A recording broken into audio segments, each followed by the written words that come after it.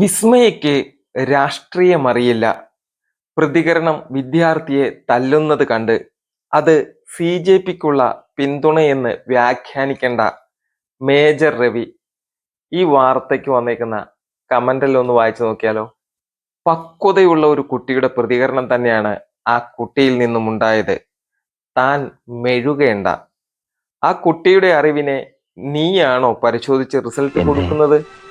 താൻ തന്റെ മകളുടെ കാര്യം നോക്ക്. അവളെ നോക്കാൻ അവക്ക് അച്ഛനുണ്ട്. ലാലേട്ടന്റെ വീട്ടിൽ പൊറോട്ടപ്പണിക്ക് നിന്നവനായിവൻ. താൻ വിസ്മയുടെ ലോക്കൽ ഗാർഡിയൻ ആവണ്ട. ഒറിജിനൽ അച്ഛനും അമ്മയും ഉണ്ട്. രാഷ്ട്രീയ ചിന്തയല്ല ആ കുട്ടി പറഞ്ഞത്. വിവരവും വിവേകവുമുള്ള ഒരു കുട്ടിയുടെ വാക്കുകളാണത്.